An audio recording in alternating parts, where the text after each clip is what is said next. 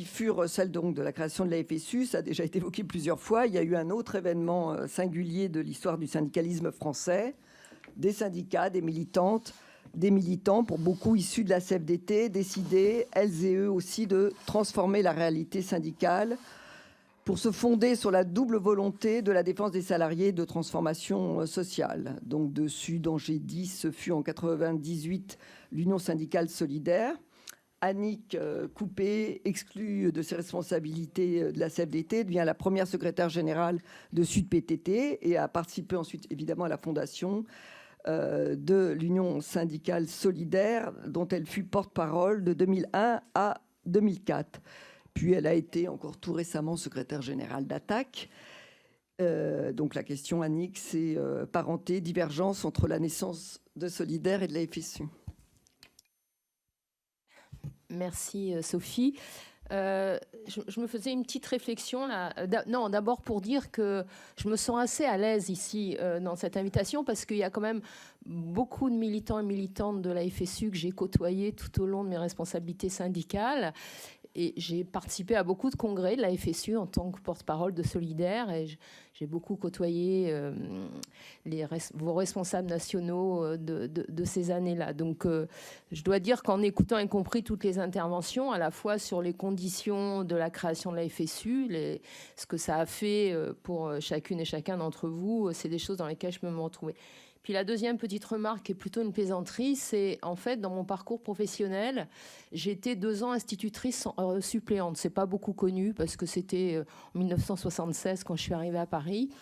Et je me disais, si j'avais pas fait le choix de passer un concours et de rentrer, ce qui était à l'époque au PTT en 1978, et que j'étais devenue instit, où serais-je syndiquée aujourd'hui? Je ne répondrai pas à cette question. Vous comprenez bien pourquoi.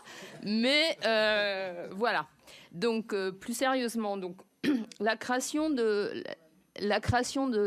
Sud PTT, c'est un peu avant la FSU, puisque ça intervient fin 88. Et fin 88, je pense que c'est pas inutile de rappeler, pas forcément que pour les plus jeunes, mais y compris pour nous collectivement, le contexte de la décennie 80. Alors, je vais évidemment pas faire long là-dessus. Je pense que vous connaissez aussi bien que moi les éléments, mais je pense que c'est pas inintéressant de le rappeler. C'est-à-dire, c'est la décennie de l'arrivée de Mitterrand en 81. C'est la décennie de la réorganisation de l'économie et de l'appareil productif en France, pour le dire comme ça, en France et pas seulement qu'en France. C'est la décennie aussi de la montée du chômage. C'est la décennie de plein de choses dans ce genre-là, mais c'est la décennie de l'installation de ce qu'on va appeler les politiques libérales à grande échelle et qui vont être complètement portées par un gouvernement de gauche. Vous mettez des guillemets, vous en mettez pas, parce que quand on pense à Mitterrand en 80 et ce qu'on a vu après, peut-être que c'était encore un peu de gauche. Bon, je ferme la parenthèse. Donc, mais c'est aussi la décennie de ce qu'on a appelé, ce qui a été traité, beaucoup étudié, la crise du syndicalisme, la désyndicalisation, l'institutionnalisation du syndicalisme. Et c'est aussi une période où il y a, si on regarde, il n'y a pas tant de luttes que ça, en tous les cas de luttes marquantes. Alors il y a la loi de Vaquet en 86 et avec tout ce qui va se passer autour. Et puis j'ai aussi le souvenir qu'il y a eu des luttes des cheminots avec une coordination des cheminots. Ça aussi, je crois que c'était en 86 à peu près. Mais globalement, on est dans une période où le syndicalisme ne se porte pas très bien.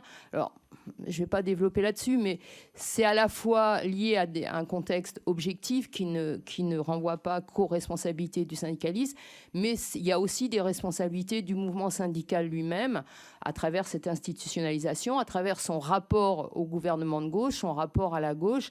Bon, voilà, je ne développe pas plus, mais je pense que c'est important de le dire. Et pour nous, alors le nous étant les militantes et militants de la CFDT, au PTT, bon, les PTT à l'époque, c'était la Poste et les télécommunications, c'était une administration d'environ 450 000 salariés. Faut représenter ce que ça voulait dire, évidemment, par rapport à ce qu'on connaît maintenant. La fin des années 80, c'est aussi Michel Rocard, Premier ministre, et qui lance les chantiers de la modernisation de la fonction publique. vous voyez bien ce que ça veut dire quand on regarde après ce qui s'est passé, notamment dans notre secteur avec les logiques de privatisation, d'ouverture du capital, de transformation de la poste et des télécoms. Mais plus globalement, c'est un choix qui est fait à ce moment-là de s'attaquer à ce qu'était l'ensemble de la fonction publique et ce que ça représentait.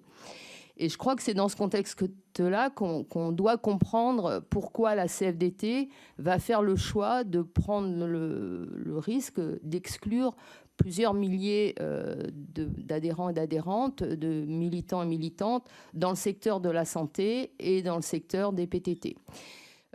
Ça, on ne l'a pas forcément compris tout de suite d'ailleurs.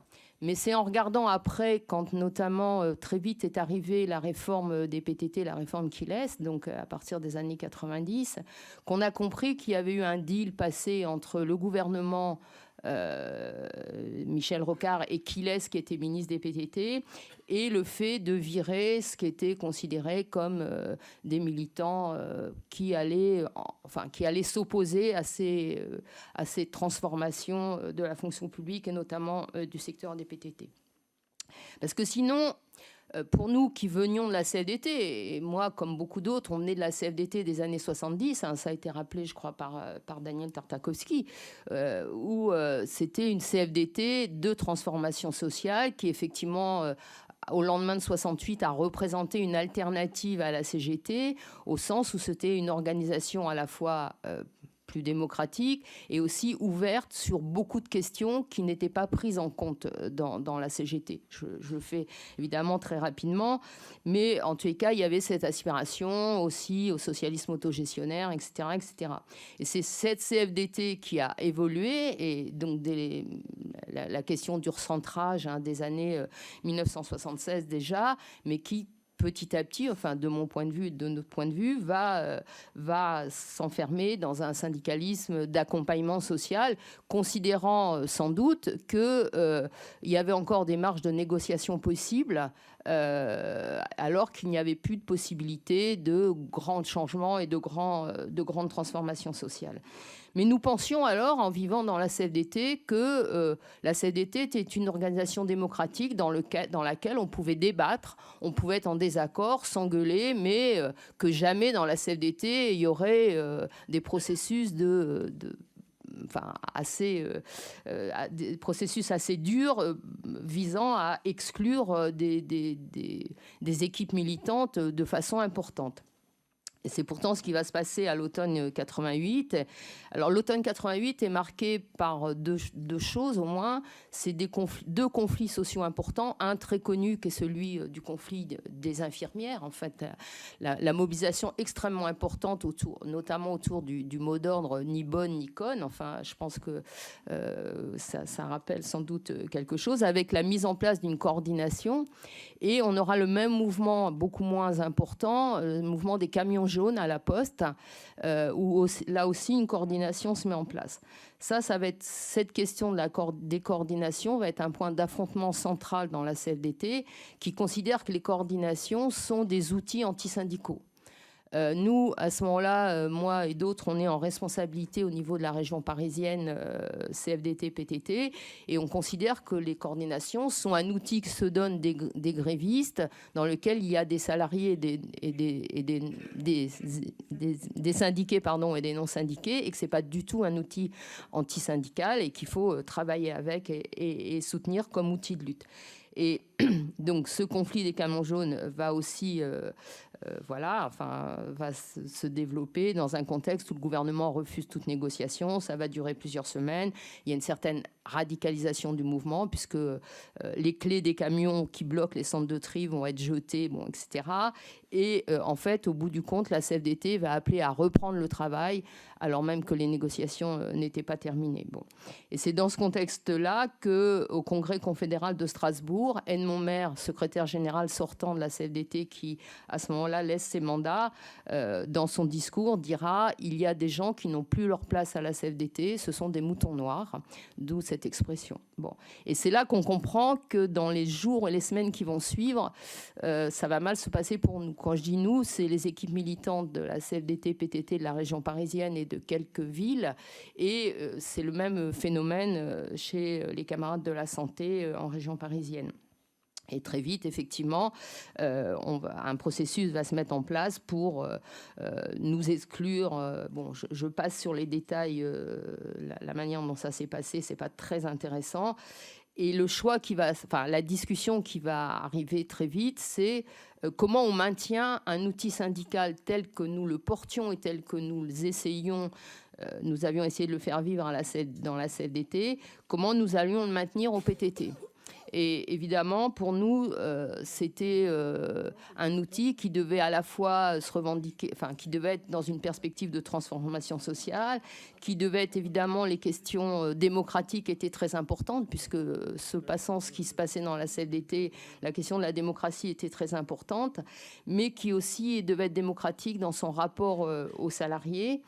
Un outil syndical qui se devait d'être unitaire avec les autres organisations, même si, j'en dirais 2 mots, c'était compliqué, mais aussi qui avait une vision de l'unité des mouvements sociaux, même si, j'y reviendrai un peu après, ce qu'on appelle les mouvements sociaux aujourd'hui n'était pas à cette période-là aussi importante, mais qui avait une vision qui allait au-delà du strict monde du travail.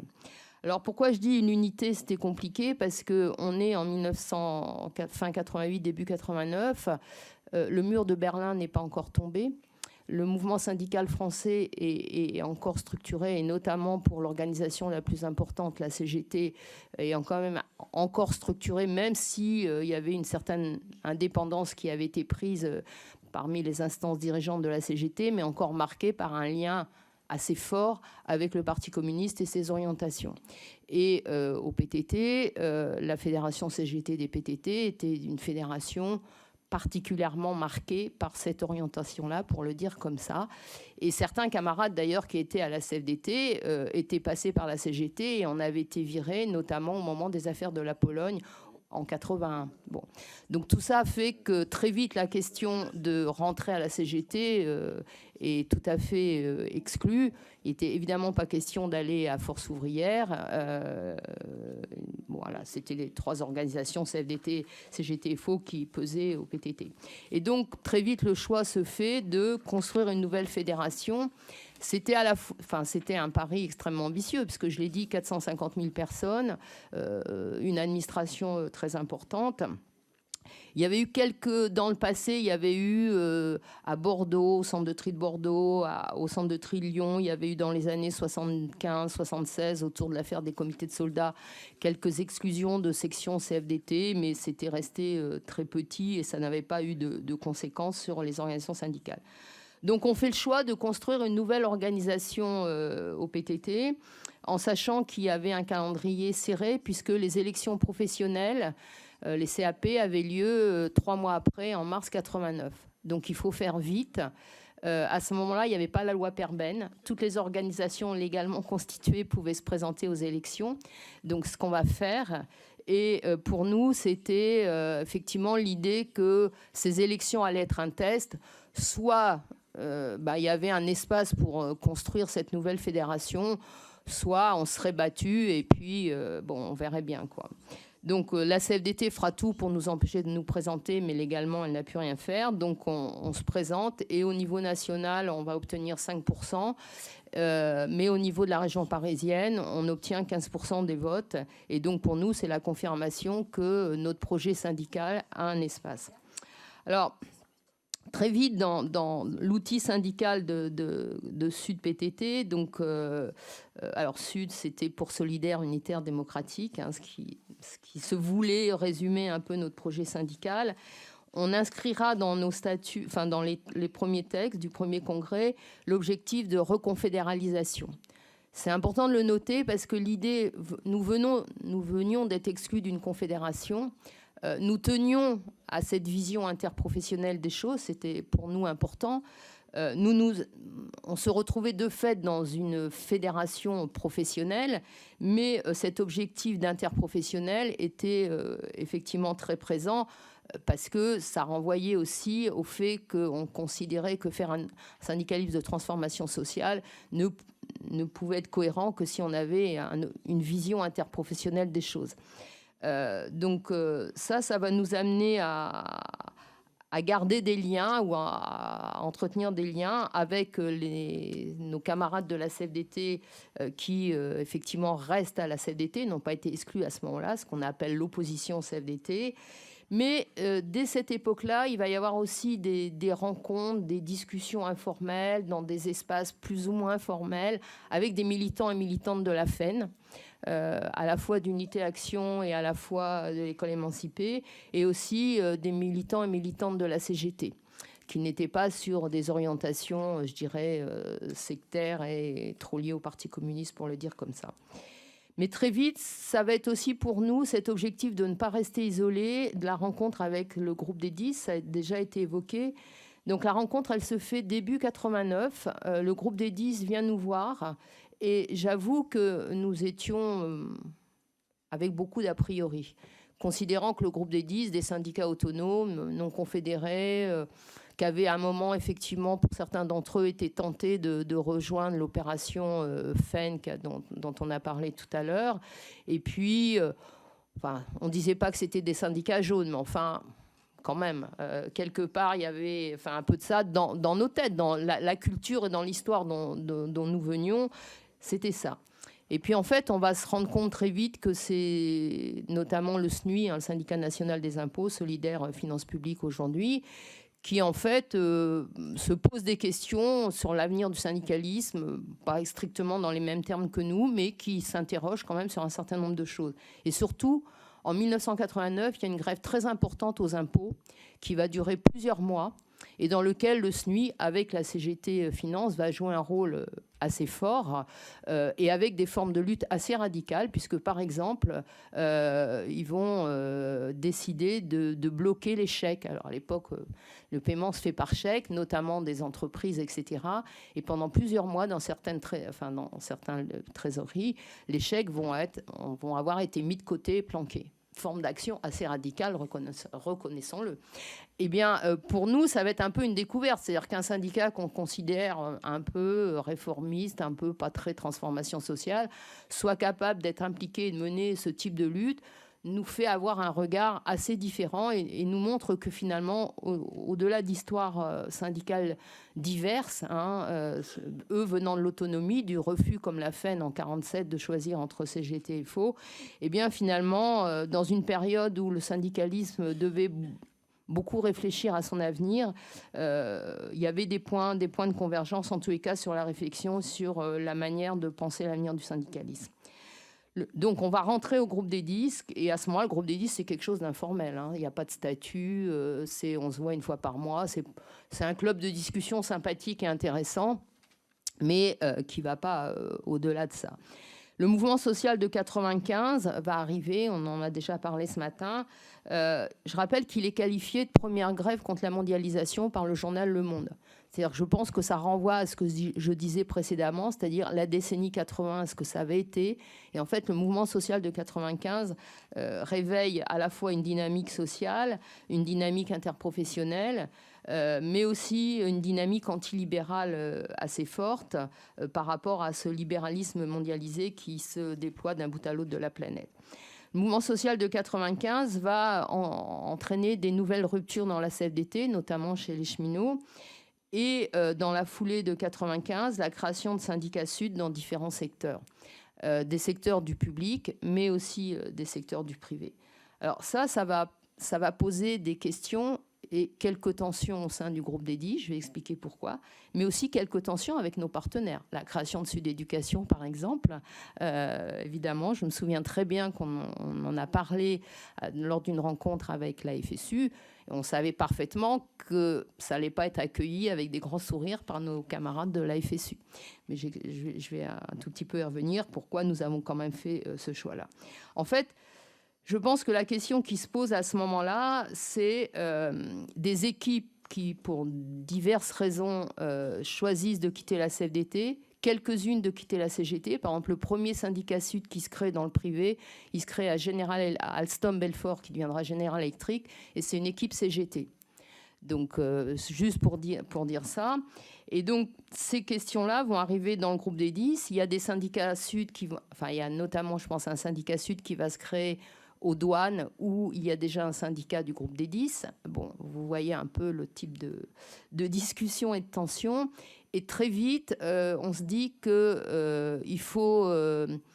à la fois, il faut donner un fonctionnement et un cadre organisé du groupe des 10, le faire évoluer par rapport à cette réalité, puisque une partie des syndicats était partie fonder l'UNSA, ça a été rappelé tout à l'heure. Et donc, on va avoir des discussions qui vont durer à peu près 2 ans, 1 an et demi, 2 ans, sur quel fonctionnement, quel statut, quel projet syndical, évidemment, quel nom. Et tout ça ne va pas être si simple que ça. Parce que, par exemple, sur le nom, bah, on s'appelle Sud, on est content, on a fait Sud PTT, c'est plutôt bien, donc pourquoi on ne continuerait pas à s'appeler Sud, quoi. Et puis le SNUI dit, bah, nous, on est le SNUI, et puis on a une histoire longue, et puis on est content de ce qu'on fait, pourquoi voilà, bon, vous imaginez à peu près le type de débat. Et sur ça, comme sur la question du fonctionnement, alors c'est marrant parce que je pense que c'est des questions communes que vous avez pu vous poser dans la question de la FSU, dans la construction de la FSU. Vous n'avez pas donné les mêmes réponses que celles qui vont être données dans Solidaire, mais quelque part, je pense que c'est la recherche d'un fonctionnement qui à la fois soit démocratique, c'est un fonctionnement qui respecte les minorités, et surtout un fonctionnement qui cherche les voies de passage à travers le consensus. Alors nous, c'est cette voie-là qu'on a choisie au niveau de ce qui va devenir Solidaire, la recherche du consensus avec des modalités de fonctionnement, une fédération, une voix, un droit de veto, etc. etc. Bon. Donc on n'a pas les mêmes réponses et je pense que c'est lié à nos histoires syndicales différentes et puis ce qu'était la construction du syndicalisme dans l'éducation nationale. Mais je pense qu'on s'est confrontés les uns et les autres à ces mêmes questions et qui, à mon avis, ne sont pas achevées aujourd'hui. C'est-à-dire que la question de comment on construit un point de vue commun dans lequel l'ensemble de ceux et celles qui partagent le projet syndical se trouvent à l'aise, et ce qui fait aussi son efficacité. J'étais d'accord avec, je crois que ça a été dit tout à l'heure, c'est en fait, c'est aussi la question de l'efficacité, parce que dans la CFDT, comme vous, dans la FEN, vous avez connu, on se battait dans les congrès, on était minoritaire, et puis chacun continuait à porter ses positions, et puis voilà, au congrès suivant, c'était la même chose. Bon, or, le fait de travailler au consensus, quelles qu'en soient les formes, je pense que c'est une question d'efficacité. Et souvent, d'ailleurs, au début, quand on a mis en place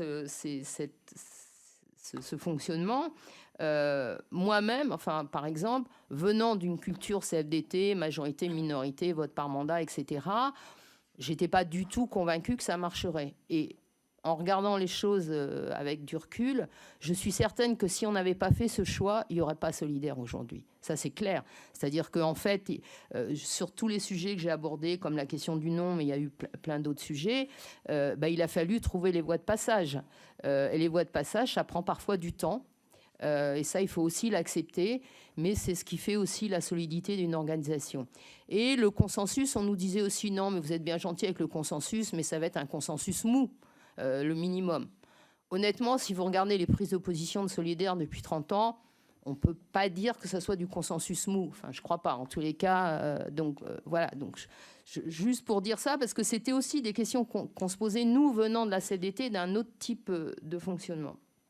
Alors, pour revenir sur les tensions avec nos partenaires syndicaux dans la FSU, évidemment, on a très vite, on savait parfaitement qu'en acceptant la construction de syndicats donc, qui allaient rentrer au groupe des 10 et à Solidaire, sur des secteurs professionnels où existaient déjà des organisations syndicales avec qui on avait plus ou moins des convergences qu'on retrouvait dans des luttes, qu'on retrouvait dans un certain nombre d'accompagnements des mouvements sociaux, etc. C'était forcément source de tension parce que c'est aussi source de concurrence. Et je veux dire, c'est encore la situation aujourd'hui. Comment on a travaillé ça ? C'est que je pense que c'était de dire à la fois que de toute façon, ces équipes militantes, elles n'iraient ni à la FSU, pour ceux d'éducation, ni à la CGT pour quelques autres. Et donc, ces équipes voulaient rejoindre le projet de Solidaire. Et qu'on n'avait aucune raison de dire que ce projet syndical interprofessionnel ne visait pas tous les salariés, finalement. Je pense que c'est comme ça qu'on a raisonné. Et de se dire qu'en même temps qu'on acceptait ça et qu'on portait ce projet et qu'on l'assumait, y compris d'être en concurrence et en tension avec des forces syndicales avec qui on était en proximité sur beaucoup de choses, c'était aussi de dire que ça ne nous empêchait pas de travailler à mettre en place des espaces de réflexion communs. Alors, il y a eu des tentatives, notamment à l'initiative de la FSU, qui, pour différentes raisons, n'ont pas pu avancer. Bon, ça, je crois qu'on avait fait le constat les uns et les autres à l'époque. Mais je crois que Solidaire a toujours répondu présent à en tous les cas, à ces propositions. Et on a toujours aussi essayé de répondre aussi au fait d'assumer ces contradictions et de trouver des espaces de débat en commun, avec la conviction très forte que les questions qui étaient posées au syndicalisme à la fin du XXe siècle, au début du XXIe siècle, il y avait beaucoup de réponses que personne n'avait, qu'on n'avait pas ni les uns ni les autres, quelle que soit l'organisation. Et même si on considérait qu'on était très content d'être à Solidaire, ce qui était mon cas, eh bien, ça ne veut pas dire que je savais que Solidaire aurait les réponses à tout. Donc je pense que c'était aussi l'idée qu'il fallait accepter qu'on était dans une période qui allait durer sans doute du temps, et je pense que 30 ans après, on en est sans doute encore là, même si des choses ont bougé, j'y reviendrai en conclusion. Eh bien, il fallait accepter qu'il y ait une période alors le terme n'est pas très beau, mais décomposition, recomposition, qui prendrait des formes dont personne ne pouvait dire exactement comment ça allait se passer, et qu'il fallait accepter ces tensions à condition de jamais laisser tomber la question de la recherche de l'unité, que ça soit au niveau national ou au niveau local. Et je pense que c'est aussi ça qu'on a fait à Solidaire, je crois. Je pense aux mobilisations retraite qu'il y a eu. Bon, il y a eu 95, mais Solidaire n'était pas encore tellement constitué. Mais 2003, le CPE, 2010, puis après, je ne parlerai pas pour mes camarades qui sont en responsabilité actuellement. Et je crois qu'à chaque fois, on a essayé, mais je pense que c'est un point qu'on partage avec la FSU, de participer à la construction unitaire sans renier nos positions, mais en essayant de trouver ce point de passage entre construire cette unité dont nous avons besoin en termes de rapport de force, et en même temps sans nier ce qu'on était, nos propositions et ce qu'on pouvait apporter dans le mouvement syndical, en étant aussi conscient du rapport de force global et de ce qu'on pèse les uns et les autres. Je crois que ça, c'est aussi important de se le dire, et que le projet de Solidaire de construire un outil interprofessionnel, il a avancé, mais il pèse que ce qu'il ne pèse, je veux dire, en réalité, et que pour autant, pour moi, ça ne remet pas en cause le projet tel qu'il était, mais pour autant, ça veut dire qu'effectivement, Solidaire, pas plus que les autres organisations, n'a la réponse à tous les enjeux du syndicalisme. Alors, peut-être, j'ai encore 5 minutes, ouais, à peine. Bon, juste peut-être un tout petit retour sur la question du choix aussi, et ça, je pense que ça a été dit ce matin et on le partage avec la FSU, de travailler sur toutes les questions posées par ce qu'on a appelé les nouveaux mouvements sociaux. Je ne sais pas s'ils étaient si nouveaux que ça, mais enfin, ça a été le terme consacré, et sur des questions dites sociétales, mais qui ne sont pas si sociétales que ça, qui sont sociales pour l'essentiel. Ça a été évidemment la question du droit au logement, ça a été la construction du mouvement AC, Agir ensemble contre le chômage, ça a été les luttes des sans-papiers, Saint-Bernard en 96.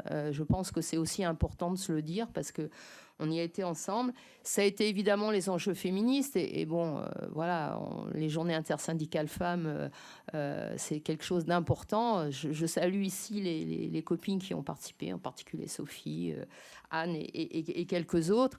Et je pense que les journées intersyndicales femmes ont montré qu'il était possible, à partir d'organisations différentes, qui avaient des fonctionnements différents, des points de vue différents sur certaines choses, mais finalement de transcender ça et de poser les enjeux liés à l'articulation entre féminisme et syndicalisme.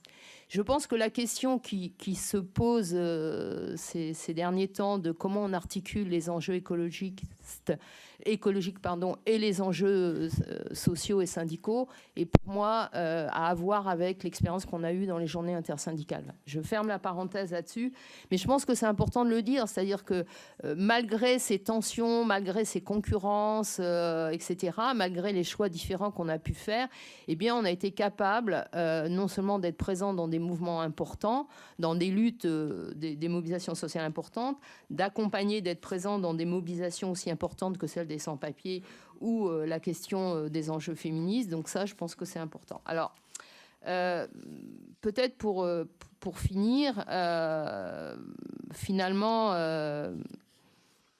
30 ans après, qu'est-ce qu'on peut en dire ? Bon, je vais dire que, et ça c'est évidemment mon point de vue comme actrice dans cette affaire-là, je vais commencer par dire que les choix que nous avons faits les uns les autres, alors je parle pour moi et pour Solidaire, mais c'est ce que j'ai cru comprendre en entendant les interventions ce matin, je pense qu'on n'a pas regretté les choix que nous avons faits. Je pense que c'est important de se le dire, parce qu'après tout, on aurait pu se tromper. Pourquoi c'est important ? Non pas tant parce qu'on aurait une espèce de culture d'organisation et on ne se trompe jamais, etc. C'est évidemment pas du tout pour ça. Ça serait complètement idiot. Mais je pense qu'on a contribué les uns les autres, d'abord à maintenir un syndicalisme de lutte, de transformation sociale, porteur aussi d'alternatives. Je crois que ça a été dit ce matin et ça a été aussi une évolution en particulier de notre syndicalisme, à Sud PTT, à Solidaire, un syndicalisme capable d'être porteur d'alternatives, montrer qu'il y avait d'autres choix possibles que ceux qu'on nous a imposés. Un syndicaliste qui a essayé de se coltiner aux enjeux. Je vais prendre un exemple sur la précarité. La construction de Sud PTC, c'est à peu près la même époque où se met en place au PTT le développement des contractuels de droit privé. Et c'est évidemment avec toute l'évolution qu'il y a eu et avec des débats importants dans Sud PTT sur est-ce qu'on va défendre ces contractuels parce qu'on est contre le double statut. J'imagine que vous connaissez ce débat-là. Et puis, on va quand même pas s'emmerder. Enfin, en gros, je le caricature à peine. Et on a fait le choix à ce moment-là, notamment qu'il y a un camarade, Thierry Renard, que certains d'entre vous connaissent, qui va se coltiner tout le droit privé et et on va imposer dans la fédération, enfin imposer avec des débats difficiles, mais on va se battre pour imposer le fait que c'est les personnels les plus précaires et donc notre responsabilité de syndicaliste, notamment avec un syndicaliste d'une vision interprofessionnelle, c'est quand même de défendre ces personnels-là. Bon. Et ça n'a pas été un combat facile. Pourquoi je cite ça ? Parce que je pense qu'on a contribué les uns et les autres aussi à répondre à des enjeux de syndicalisme comme la montée de la précarité. On n'a pas eu toutes les réponses et on n'a pas forcément été très bon tout le temps. Mais je crois qu'on a contribué par les choix qu'on a fait et de la création de la FSU, la création de Solidaire, à répondre à ces enjeux.